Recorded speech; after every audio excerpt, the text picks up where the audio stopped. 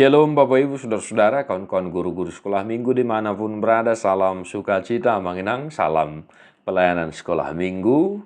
Dan Bapak Ibu, sebentar lagi kita akan memasuki minggu besar dalam perayaan iman percaya kita, yaitu Minggu Paskah, dan tepatnya Minggu Paskah yang pertama. Namun sebelum itu, kami mengingatkan, menghimbau kita bahwasanya ada ibadah Paskah yang kedua, ya mengenangnya, dan sekolah minggu tetap melaksanakan ibadah seperti biasa. Nah, untuk itu kami mengajak kita untuk mengimprovisasi. Siapa tahu entah karena sekolah yang mengenangnya sesuai dengan situasi daerah kita masing-masing, supaya kita mengimprovisasi melaksanakan kegiatan sekolah minggu di ibadah Paskah yang kedua.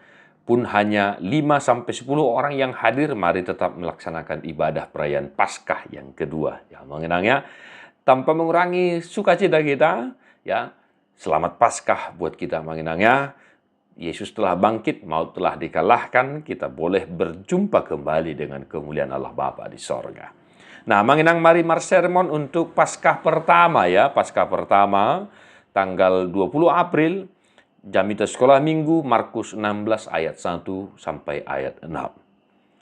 Setelah lewat hari Sabat, Maria Magdalena dan Maria ibu Yakobus serta Salome membeli rempah-rempah untuk pergi ke kubur dan meminyaki Yesus. Dan pagi-pagi benar pada hari pertama minggu itu, setelah matahari terbit, pergilah mereka ke kubur. Mereka berkata seorang kepada yang lain, "Siapa yang akan menggulingkan batu itu bagi kita dari pintu kubur?" Tetapi ketika mereka melihat dari dekat, tampaklah batu yang memang sangat besar itu sudah terguling. Lalu mereka masuk ke dalam kubur dan mereka melihat seorang muda yang memakai jubah putih duduk di sebelah kanan. Mereka pun sangat terkejut. Tetapi orang muda itu berkata kepada mereka, "Jangan takut, kamu mencari Yesus orang Nazaret yang disalibkan itu. Ia telah bangkit. Ia tidak ada di sini. Lihat, inilah tempat mereka membaringkan dia." Demikian firman Tuhan. Amanginang, hanya 6 ayat, ya. Dan pertama, ya, yang pertama sekali kita kuasai teks ini, ya. Teks ini kisah kebangkitan Tuhan Yesus Kristus, dan kita menceritakan ulang, ya, mengisahkan ulang kisah ini dengan bahasa yang sederhana dan mudah dimengerti oleh anak-anak sekolah minggu kita. Ya, kita menceritakan bahwa di sini tadi dikatakan Maria Magdalena, Maria ibu Yakobus, Salome, ya, membeli rempah-rempah, ingin pergi ke kubur Yesus untuk meminyaki tubuh Yesus, ya, mayat Yesus tentunya di sini. Namun mereka terkejut bahwasanya batu penutup kuburan Yesus itu telah terguling, artinya kuburan telah terbuka dan tubuh Yesus tidak ada lagi di situ, dan dikatakan bahwa Yesus telah bangkit. Nah, ya, ini intinya, Yesus telah bangkit. Jadi ceritakan kembali Bapak Ibu dengan bahasa yang sederhana, ya, mengenangnya, karena memang itulah inti Paskah, ya, yaitu kebangkitan Tuhan Yesus Kristus. Nah, amanginang, kita boleh bertanya, kenapa Yesus mati disalibkan? Untuk menebus dosa-dosa kita. Dan Yesus telah bangkit. Itu artinya apa? Kita boleh tanyakan, apa artinya Yesus telah bangkit dari kematian? Nah, lalu kita jelaskan, Yesus bangkit dari kematian, dan itu artinya maut telah dikalahkan, kematian selama-lamanya telah dikalahkan oleh Tuhan Yesus.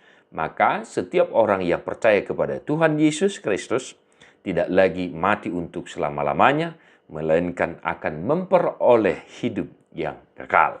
Ya, itu. Dan dari kisah, dari teks Markus 16 ayat 1 sampai 6, saya mau mengajak kita untuk memperhatikan ayat yang terakhir, Bapak Ibu Saudara-saudara, ya.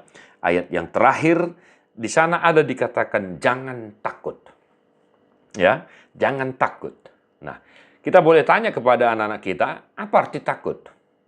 Apa yang menyebabkan seseorang bisa takut? Ya.